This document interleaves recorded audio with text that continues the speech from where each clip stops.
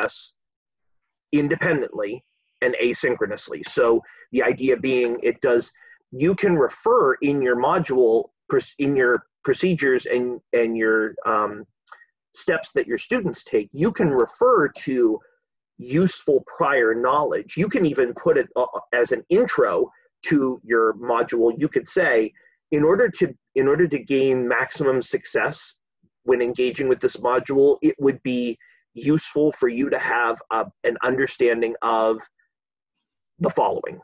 And then you can have like a prerequisite list, if you want, of things that students should know, because then they can say, oh, I'm not ready for this module yet. I should go back and find something else related to these other prerequisites in order for me to really have the engagement. It's not necessarily going to stop them from engaging with your module, but you're at least putting the disclaimer out there that they would have a better experience if they looked at some prerequisite knowledge or had some prerequisite knowledge before they came on board with your module.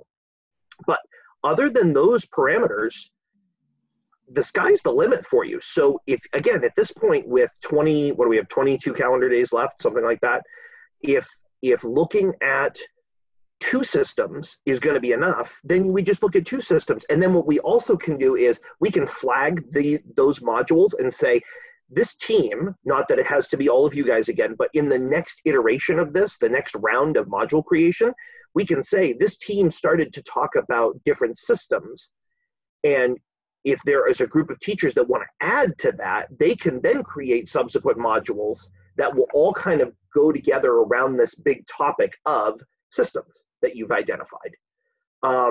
So I love the food systems idea that you have, and I think that your compelling questions are good, and I think that they're achievable. I think that you can write material for a module that students are going to interact with that will get to that point. And I don't know if you wanted to decide today on another system, and then those will be your 2 that you'll focus on. If you happen to get really good traction over the next couple days and you figure out how to add a 3rd system, then great. But maybe you only do 2. Does anybody have any suggestions as to what a 2nd system is that you could add? Well, as a second, I'm not sure what they are yet, Jason. I'm not sure, I think we are trying to figure out our first one, and please correct me if I'm not really saying what really is. I think we're trying to figure out the first one still, but maybe over the next couple of weeks, maybe we can do another one. That's what I feel we are at. Okay. The thing that I wanted to say to you, team, is that I mentioned, and I don't know if you consider this helpful, then we can keep it, but if not, then we can move on. I'm okay with either way. During the meeting last Wednesday, I mentioned the Mano and Mano program. And Valerie sent me a private message saying that it's a great way to help families in Maine, immigrant families in Maine. They are Spanish-speaking families, so that will be something that will totally address my discipline. And she said that they always need help. Always need help. They're always. They do have people that are working under salaries, but there are also some other kind of help that they need. That is just some sort of volunteer work that they're looking for. She said, "Feel free to use me as a resource if you guys decide to use this organization." So I just that it would be good, it's in Maine for Maine, it's in Millbridge. I thought it was in Jonesport or Machias. I knew it was in the area, but it's not there. It's in Millbridge. And I don't know, I mean, if you consider this helpful, I'm more than happy to reach out to Valerie and say, please, she belongs to the board, I think, the board, or she's some sort of manager or something like that in the organization. I'm not sure what she is. She did tell me, but I forgot. So I don't know, since we are in the food, gardening, farming, agriculture, and all that theme, for number 1, Jason, I mean, I'm talking for number 1, not really have anything in mind for number 2 yet, and might be only me. But if you consider that this will be some sort of helpful to us, then we can definitely use her help.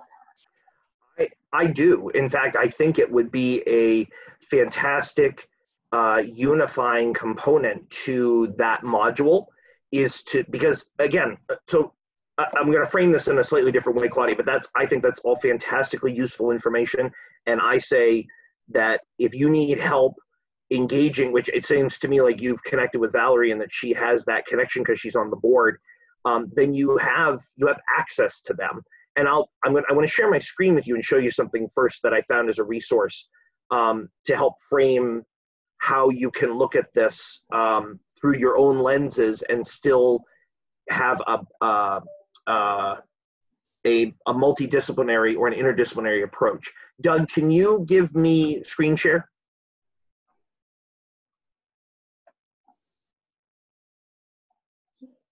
Oh, let me try it again. Hold on. There we go. Okay, I got it now. I forgot I was muted, so I was talking. No, that's fine. Like, oh no, he can't hear me at all. And I'm saying, that's fine. Yes, no, I saw you nodding your head and clicking. So yeah. So can everybody see my screen right now? I have up a page from a document that was put out by California State University System in Berkeley. And the document's called Designing Multidisciplinary Integrated Curriculum Units. And it's 10 years old. The document's 10 years old, but it still speaks to where you all can come from your own content areas. And so, I bring your attention to this paragraph that I've highlighted. We're talking about multidisciplinary teams or integrated curriculum. English, math, science, social studies, arts, world language, physical education, career and technical education. Teachers can all collaborate to plan and present related lessons that center around a central career-themed issue or problem. So in this case, take the career-themed out of it and just say, this is a main issue, right? Food systems in Maine is an issue. And I don't use the term issue as in it's a problem necessarily, but it's a part of Maine society. So to get to kind of to Doug's point about, what am I supposed to be doing with my content area in this? I would say you've decided on studying food systems and you have some questions around that. How have attitudes and practices evolved and shifted to motivate the farm to table movement? So that's a big question. How has society shifted their mindset to go more in that direction in Maine? And how can I provide a source of food for myself? Those two questions sort of tie together. I would say, look at your content area and figure out how is it that you can look at addressing a part of that question or those questions. And the fact that you're all using different content area strategies and knowledge to address a real world problem or a real world scenario or situation, that fits the bill. And I know that's where there's been some confusion around, and Doug and I were talking about this a little bit at the very, very start of this meeting before everybody came on, about what is a thematic unit? What is an integrated unit? What is a multidisciplinary and interdisciplinary unit? In some ways, these terms are sort of thrown around a little bit, and Doug presented a real great example of what a thematic unit might be. So use whatever term you want, but the idea that Claudia, you can look from the cultural side of it and say the farm to table movement through a cultural lens. How could you address that with students through a lesson? Say, if you were let's say you're all responsible for writing a lesson related to this. And in the end, the goal is that students are looking at that bigger question about systems and then saying, okay, so for our food system, this is how I could use math to approach understanding of food systems in Maine. From a cultural standpoint, this is how I can understand food systems in Maine. From a science standpoint, this is how I can understand it. From I don't know, what other content areas do we have here? Help me out. Social studies. From a social studies standpoint, how is that in terms of Maine society and or historical perspective on what historical traditions are in Maine and in terms of food systems? So Jason, I'm sorry, everyone. I guess I'm monopolizing. I don't mean to, but I have a question then. As we're talking about these modules, would it be? I know, again, if they're multidisciplinary, I understand that piece. But so let's say we're looking at food systems. That's like, if we describe it as a hub, and Drew then takes the social studies, your social studies, right, Drew? Yes. Okay, so Drew takes a social studies lens, and maybe he finds a standard that aligns with it, and maybe he fleshes out, I'm making up a number here, Drew, there's no pressure, 3 lessons, right? 3 lessons that focus on the shifting food supply or whatever, right, in Maine. Mm-hmm. And then Casey looks at it and says, okay, well, let's look at, and again, folks, I'm just throwing things out there. So just for demo. Food production rates in Maine over the last 200 years and how they've gone up and gone down. And Claudia looks at it through a cultural lens and looks at the migrant workers lens and looks at it the mano a mano situation. And then I look at it maybe from the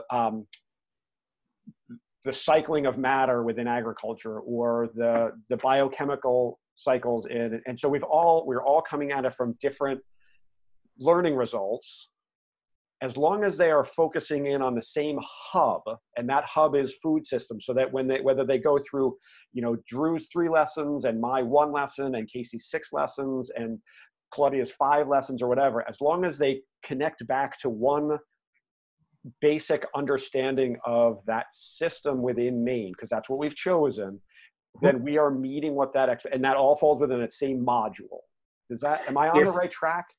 I think you are and the filter that I would continue to put it through is, it comes back to your compelling question, which that can be a floating thing right now, because you may decide, even though we're trying to do a lot of backwards design with this, because it's in a lot of ways it's easier, but as long as students are able to. So here's where you have to kind of project yourself into the mind of the student that's engaging with your module, right? If you feel that a student needs all of the information that you have presented in order to have a holistic view of addressing the question or the problem or the scenario or whatever it is that you posed as your compelling question or whatever you call it. You guys are calling it a compelling question. So if a student needs all of that information, then yes, I feel that you are completely fitting the bill there. Oh, by the way, here comes Marcia. Yay, Marcia! So yeah, I think you're filling the bill there. I think that you're setting up an opportunity for students to understand and acknowledge that they need a holistic view of, hi Marcia, you're setting up the reality that a student needs the information that you provide from your own content areas in order to understand holistically the compelling question or the big question that you've presented about systems, and then food systems more specifically.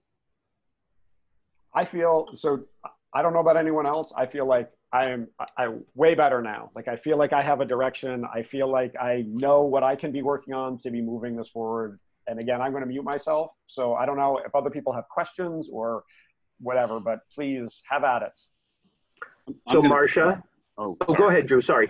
I was just going to say, I was going to chime in because I've been struggling with the sources I found around agricultural history and the shift to farm-to-table agriculture that has gone on in the past, 20 years or so.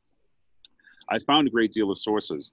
And in my mind, I was thinking of taking and creating a hyperdoc that would have, a sequence of lessons and sources and formative assessments that would get to whatever the culminating project or product would be for that particular strain. In this case, it would be like the history or social studies. I was laboring with it thinking like, but does that then mean that I need to somehow talk to one of the team members and weave in some other component into that. But I think at least when Doug was talking about this metaphor of like there being a hub and we are just spokes on the wheel, I think that then through that platform, we'll be able to take our expertise and knowledge and add it to that. And I don't necessarily need to struggle with like, how am I going to talk to another team member? Like, I feel like I can function independently, but it's all still working towards that central feed. And so, people can correct me if I'm wrong, but that's what I'm thinking now. And like Doug said, I feel like a little bit better directed now. Well, I'm gonna be upfront and honest with you, Drew. If you feel wrong about that, then I'm wrong about that, and I have 5 teams of my own that are doing just that. So we're all gonna link arms and go down together on this, if that's gonna be the case, or we're all gonna rise to the top because we are presenting this. And again, it's not necessarily the most comforting thing in the world to have to come to terms with the fact that this thing really is experimental. I mean, it's not, that's not hyperbole. It really, there is nothing out there that on a state level that any of our DOE leadership has been able to find that even matches what this thing has the potential to be. But that's exactly what it is. It has potential to be something, but we don't know what that something is yet. So I'm saying to my teams, look at it through your lens, and then once you overlay everything on top of each other with that hub, your students are going to find commonalities between all of your different material, and they're going to be making these extra connections that through all the things that you're creating to look at that bigger hub issue. So yeah, I think you're all refocused now on how to think about this. And now you get to really dig in and say, okay, for the meat of the module, like what are my lessons going to look like? And then as you're doing that, you're communicating with each other about sort of your own little subset of essential questions or compelling questions that you're having students look at within the lesson. And all of that stuff is going to network together. As long as you all keep that big idea of food systems as your hub, I don't think you can go wrong. Okay, that makes me feel a lot better. And I think, so for the team, as I think about strategies moving forward, I wonder if it wouldn't be good for us to spend the next few days or several days just diving in through that lens of our own topic, and then coming back next week and trying to figure out, not have it all pulled together, but that's when I think we would be better equipped, or I would feel better equipped to participate in a conversation about what does that end product look like, right? Does it look like, what's going to behoove the students best to have that culminating project, right? What are they going to end with? Is it going to be a garden? Is it going to be some type of whatever it ends up being? And I don't know if other people feel like that's a good plan for us all to be moving forward with, or. Well, I kind of thought it was everybody would have their own there isn't one big product. I kind of thought that everybody, since we're all like our own like little spokes, we'd have like our own little like culminating, like maybe, like I was thinking from like the garden perspective, like a blueprint of a garden that they may want to plant in the spring. And I thought, well, maybe somebody else is going to do like some kind of paper or some kind of some project with that. And then maybe somebody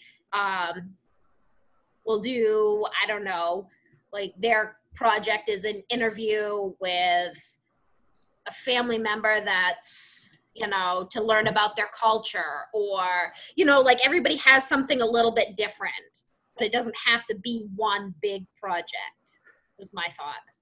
So here's where Morgan and I and the other team managers are coming at this from slightly different angle.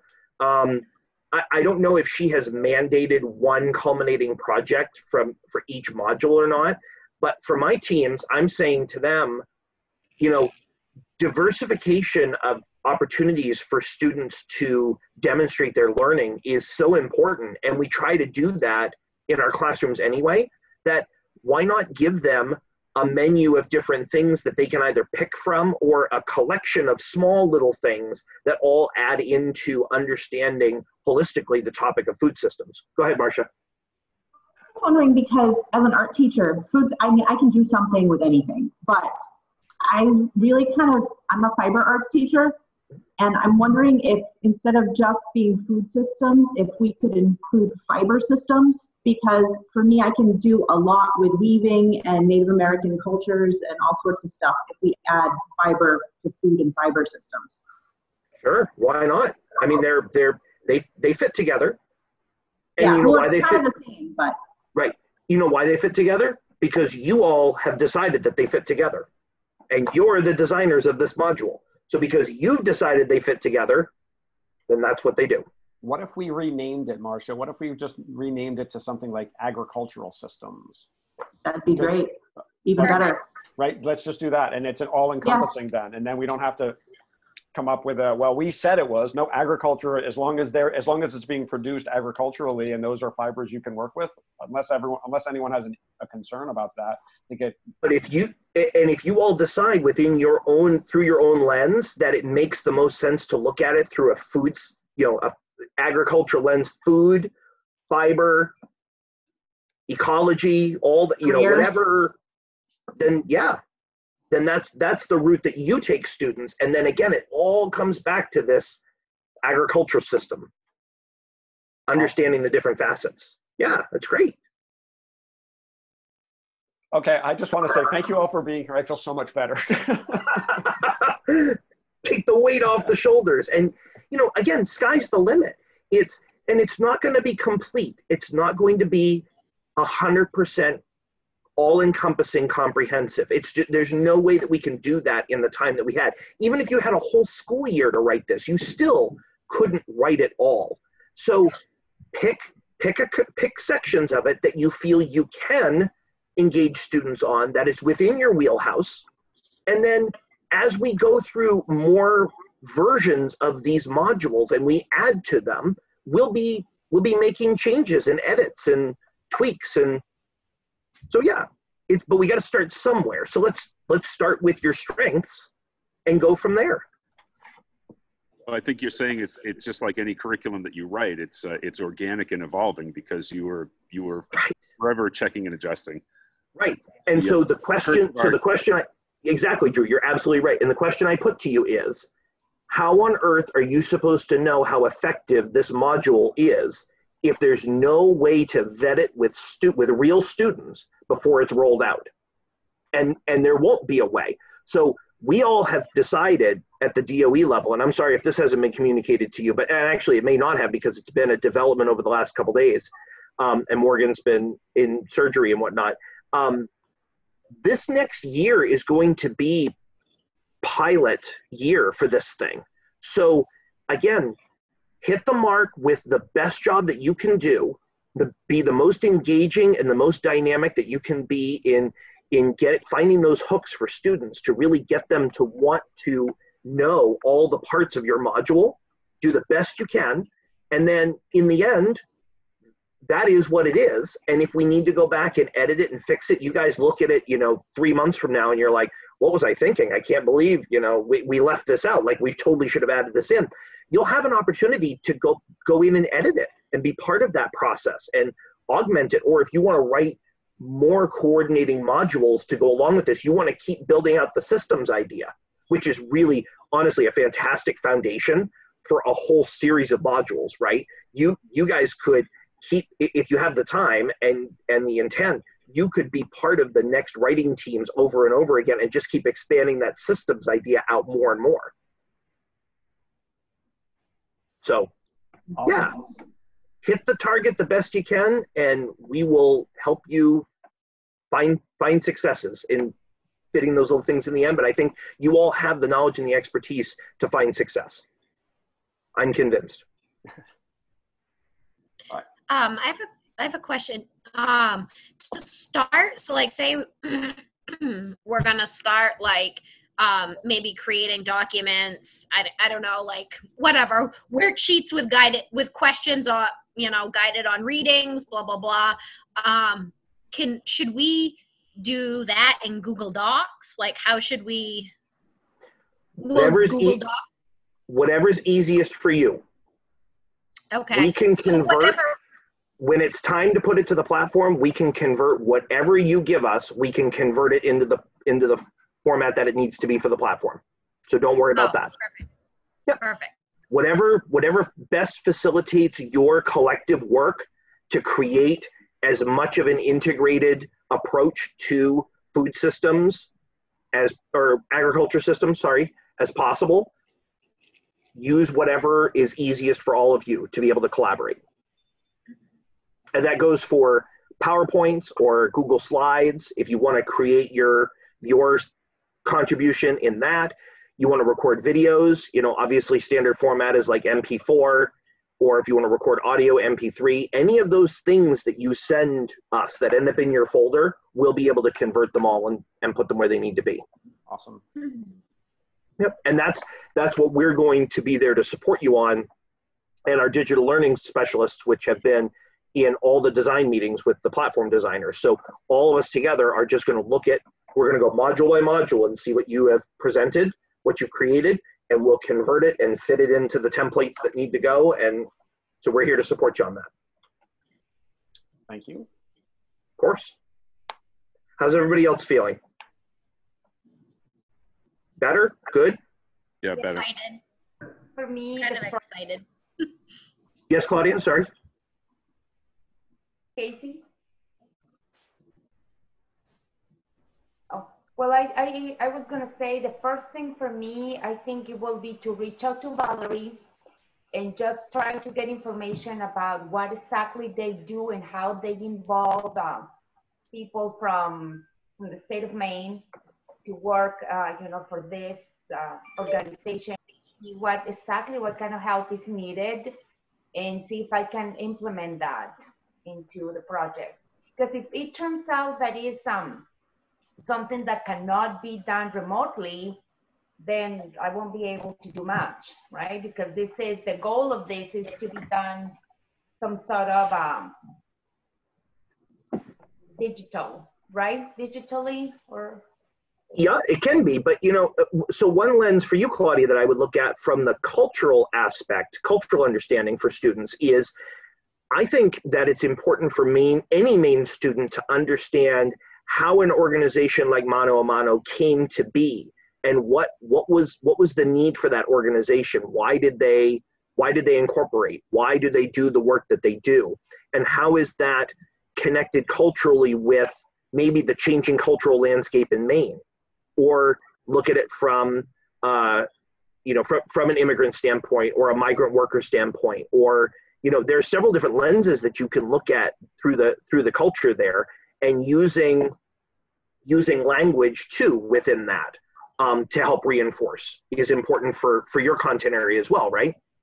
Yeah, I think, and I don't know much about the organization yet, but I think the main goal of this organization is to be able to help families with agriculture, and their own food systems to reach to the point to be sustainable or self-sufficient. Mm-hmm. As teaching them how to be self-sufficient and being able to produce their own food, which is pretty cool. And that's where stuff that you present in your lessons is going to tie with what Drew is going to create in his social studies lessons, right? I see, because you're in two corners of my screen here, that's why I'm doing that. I see you connecting and overlapping with some of the concepts and ideas that you present in your own individual lessons that are all going to speak to that bigger issue of agriculture systems. So yeah, I think that's a great approach, Claudia. Thank you. Yeah, of course. Something I thought would be really interesting to put into it too is one of our meetings, Claudia was telling us about like her culture and like how in Mexico, like what people used for animals, like what parts of it, like, you know, like in America, we would, you know, like certain things we throw away, but she was telling us how their culture uses pretty much the whole animal for something. And I thought that was really interesting because it's, I mean, nothing that I ever considered. So that can be, yeah, that can be a component of a lesson, without a doubt, is understanding that.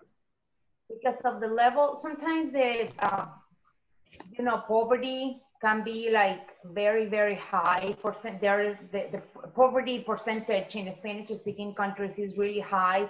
So people don't waste as much as we do in the United States, right? Because it doesn't have the perfect appearance, and we don't want it anymore.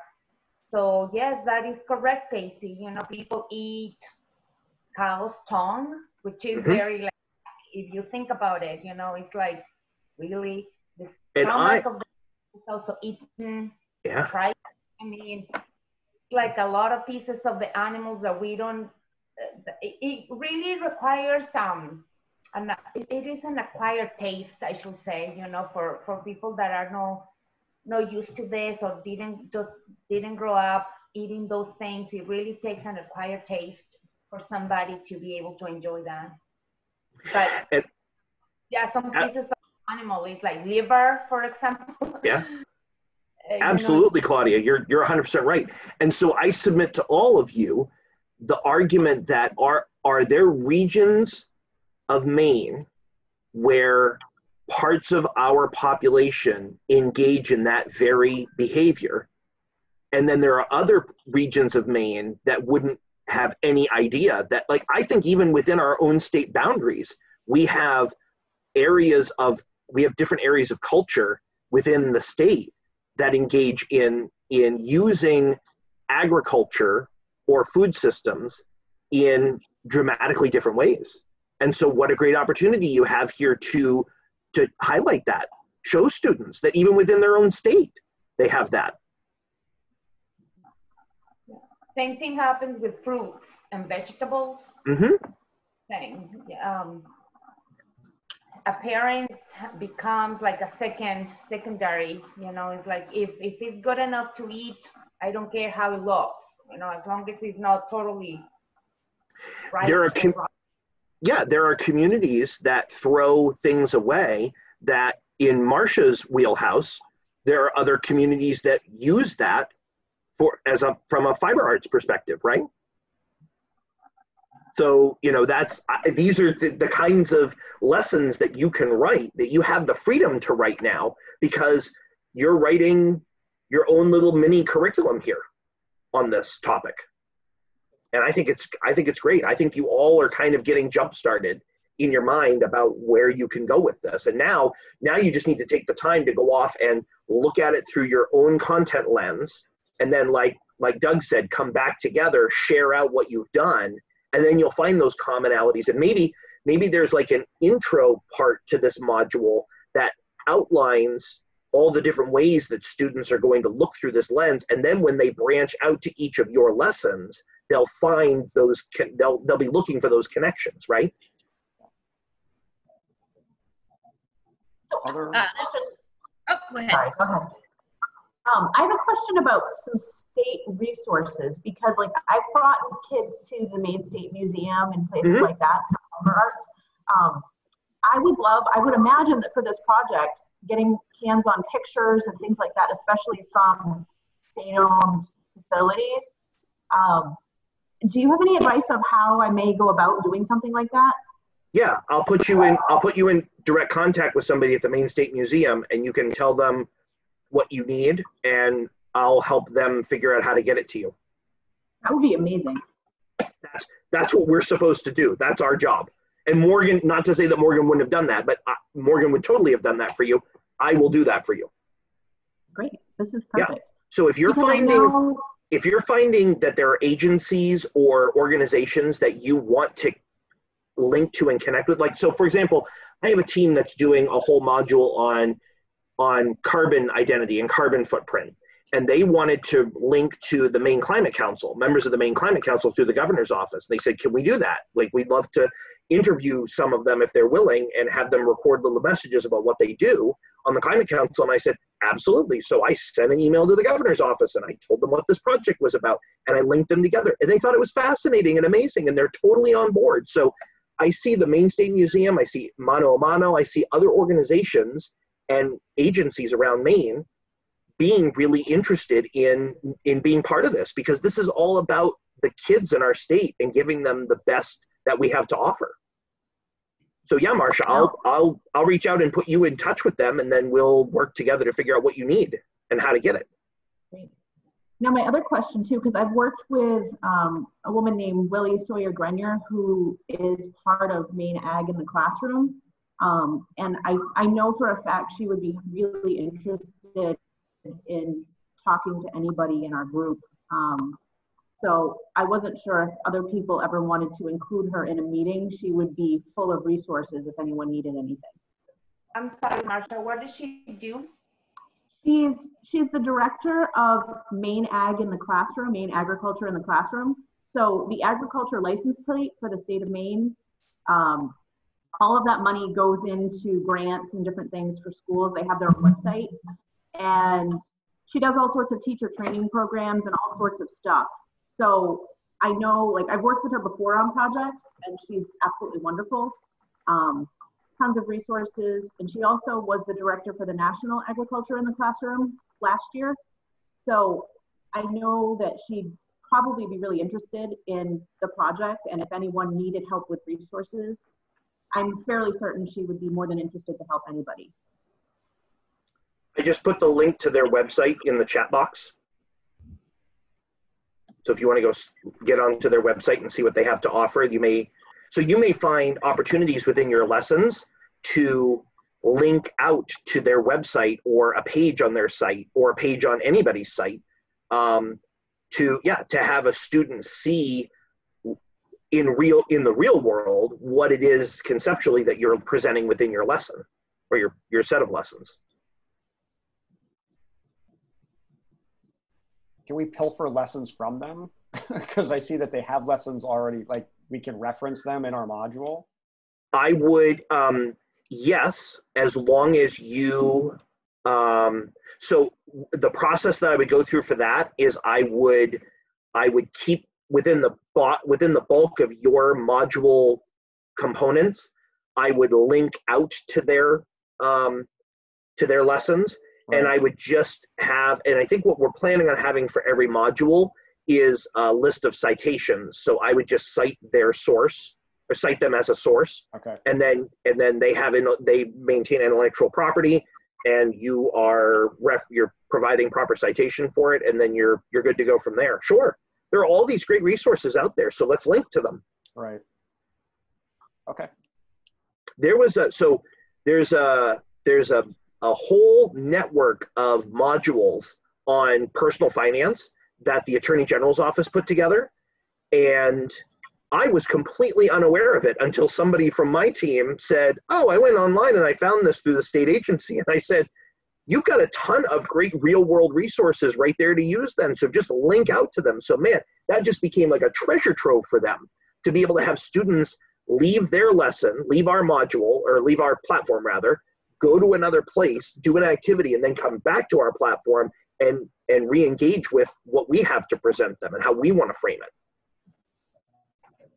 Whatever you can find out there, as long as you give credit for it and you cite it. And in terms of citation, use whatever format is common in your discipline. So if you're an APA person, use APA. If you're, I forget what all the other ones are because I just end up using APA, but you know. MLA is another one. MLA. Does anybody still use Turabian? Is Turabian still a form out there? I have no idea. I think that was an ELA one once upon a time. I don't know. But MLA, APA, use whatever citation format is prevalent in your discipline, in your content area. And the decision we made for that, to not make it universal, is we want students to understand that there are multiple different citation methods, and it's based on your discipline, your academic area. Okay. How's everybody else feeling? We still feeling good? Yes. Okay. Yes. Good. That's what I wanted. I wanted to make sure we were feeling good. So just since we're all here, and Jason, maybe you know this and maybe you don't, are we planning on having that Wednesday meeting?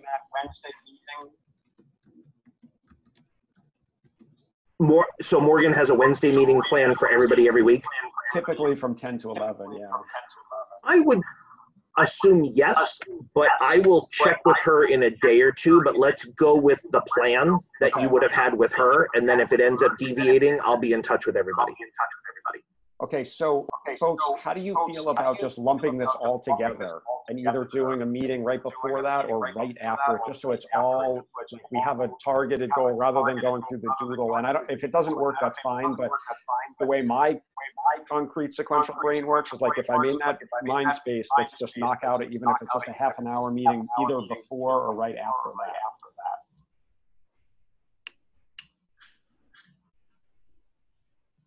Anyone? I'm looking at my calendar. Okay. I can't do before. I go I go back to classes next week, so Right. Sorry. that's okay. I just won't be able to meet before. I usually have kids in Google Meets until about 11-ish. So would I mean 11, afterward. would 11:15 work for everyone? We could all take a break and then come back and just chat about where we are. Or is that not going to work? What day? Wednesday, right after we have our meeting with Morgan. I can do that.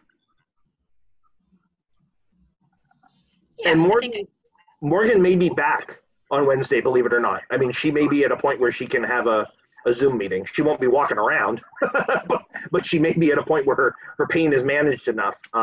But in the event that she isn't, I'll be there to cover whatever she wants to have covered. So, Marcia, does that work for you? Sort of. Okay. I've got 3 little kids, so it's tough to do back to back. Okay. So what better? Can you give us other times that would work better for you then? Because it doesn't sound ideal for Casey either. Well, for me, evenings work better because my husband's home. Okay. But I'm not going to be difficult. They can watch TV. It's okay. I have 3, and one of them is 2 years old, so she's a handful. I have one of those. Well, she's 3. She's almost 4, but she's a handful.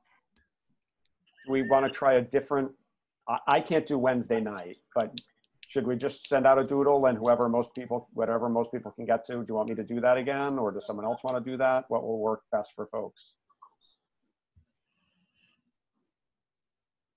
I think the doodle would work if you don't mind doing it again, Doug. I'll do it. You guys, I'll just throw some random times together, and folks, if nothing works out for everybody, then I'll put it out to all of you, and you can decide who gets voted off the island for that meeting. Does that work?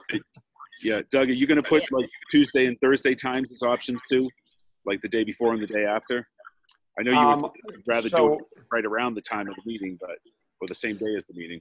Right. So I know that I can't do Thursday. My daughter is getting married on Friday, and I'm leaving on Thursday morning. So I will. Congratulations! That's great. Thank you. I will be completely unavailable Thursday through the weekend. I can put them out though if you want me to later in the afternoon or evening. Tuesday or Wednesday would be fine. I was just throwing it out there as options because you originally were talking about doing it on Wednesday, right before, or right after the meeting, but I just wanted to sort of I mean, I can do Monday, Tuesday, Wednesday if you want, and see. I mean, I could do Monday night. I think I'm probably going to be out of state, but I can jump on a meeting for half an hour or something. I just want to give people time. Yeah. Do you want me to do Monday, Tuesday, Wednesday, and see what falls out for everybody? That'll work. Okay, perfect. I will try to do that today before I head out of town. And in the meantime, everybody, start thinking about what you see as being your framework and your outline and some of the lesson components that you can put forward through your own lens in looking through this agricultural systems perspective. Okay, Everybody, thank you Cool. for coming. I know it was sort of last minute, but I appreciate it, and I do feel way better now. And I like our idea as well, and now I have a direction, so I'm not feeling like what am I doing? What am I? Now I feel really much more focused, and I'm glad we can find pieces for all 5 of us to work on with this module. And for Awesome. me, I would say let's do one. Jason, thank you for pulling us all together and helping Sure. us heading Happy to. down. So. Happy to. And remember, I'll put my email in the chat really quick in case you didn't get it the other day. And I'm available by email easier than anything. And then from there we can either correspond just by email, or if you want to set up a quick drop-in meeting, I'm happy to do anything I can do to help support you guys in this, because I think you have a really great idea, and now that you have a little better sense of direction on it, I think this is going to be a really cool, rewarding module that you're going to make. I agree. Thank you, Jason. Cool. I just wanted to let everybody know that after Jason put the email in, that the last 2 meetings we have on our Team 3 doc, I have been putting any of the links that have been shared in meetings at the bottom of that Team 3 doc. So Awesome. Jason's Thank you. email is in there, as well as all the other links that have been mentioned in the last 2 meetings we've had. Very cool. Thank you. Perfect. And I don't expect you guys to do this, but I work 7 days a week now for this project because that's what we have to do to get it done. So if you reach out to me and you get a response back on the weekend, or you reach out on a Saturday night, because that's your idea of fun, I'm happy to engage with you whenever it's best for you. Excellent. Okay. And I will. Awesome, guys. I will. Yeah, I'll figure out a way to get this video to you in case any of you want to watch it again for good time's sake or whatever. So, all right. Thanks, everybody. Have a great weekend, and I will chat with. I have one more thing before we go. Drew, if you find some good resources while you're searching your history, and you want to send them my way if they have a math component, like you said, we talked about some certain graphs. Do you know what I mean? Yep, absolutely. If you want to send them my way so that I could maybe kind of look at them and make some questions, or just to add a math piece, because I know we talked about that. Yep, to do some data analysis, absolutely. Absolutely. Yeah. Woo! Yep. It's all going now. Everything's firing. I love it. I love it. Casey, I'm happy to chat with you about some ideas about that as well, about how to tie math in. So. Awesome. And I had thought for you, I thought another thing we could explore, diseases that kill off. Yep. Somehow the biology piece of that is just something I thought about. I don't know specifics because obviously Right. I'm not a science person, but yeah, it's just something I want to throw out there. Awesome. Thank you. Jump in, Marcia. Both of you should think of contacting the Maine Cooperative Extension, because Okay. they're going to have tons of information about that. And they have a 4-H program where they do science toolkits, and they're pre-made lessons that are ready to go. Teachers rent them, and it's free to rent. They're really pretty cool. But if you Google Maine Cooperative Extensions and look up the science toolkits, you're going to find tons of stuff. Awesome. Very cool. Thank you. It's through the University of Maine system, and they are like Marcia said, they're a amazingly comprehensive resource. Oh, cool. Yeah. Googling it now. Very cool. Woo. I love it. Well, I hope you all have a great rest of your day and a great weekend. And good luck, Doug, on everything wedding related. It sounds exciting. Yeah. And let me know what else I can do to help keep you guys moving forward. Perfect. That sounds great. Thanks, everybody. Have a great Awesome. weekend. Thank you. Bye, everybody. You're welcome. See you guys.